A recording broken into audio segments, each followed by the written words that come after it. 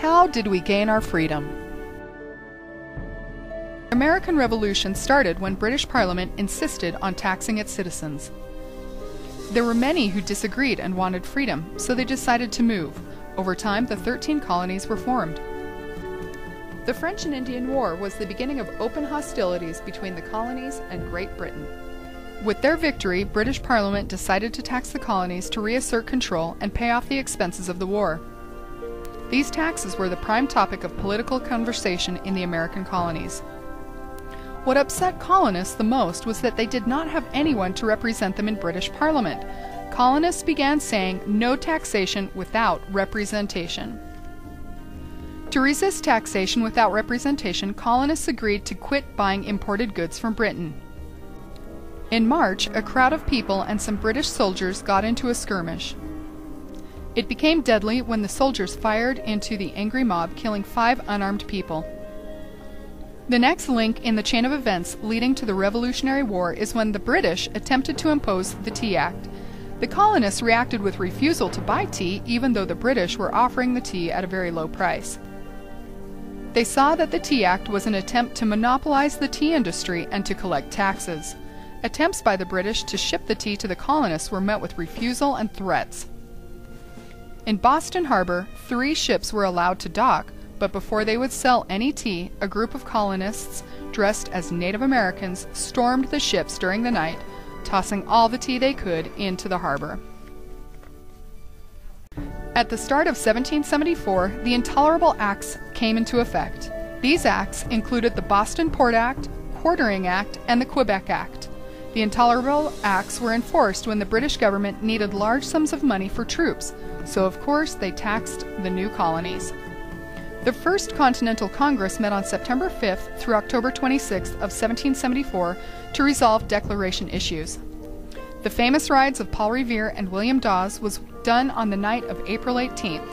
The next day, the first shot was fired, which began the Revolutionary War. It was called "The Shot Heard Round the World."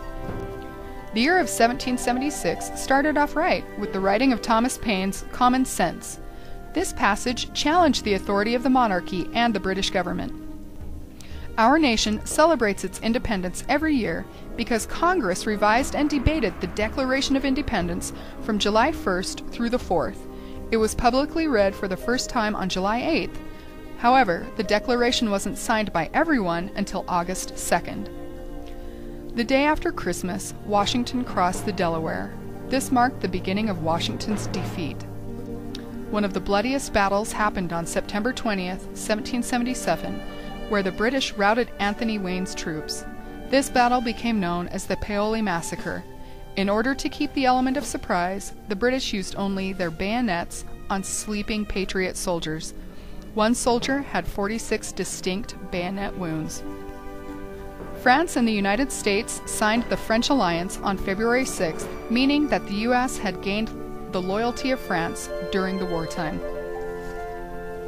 The Articles of Confederation were adopted on March 2nd, officially pronouncing the Confederacy as the United States of America. Many battles raged during this year, but 2 are of the greatest importance.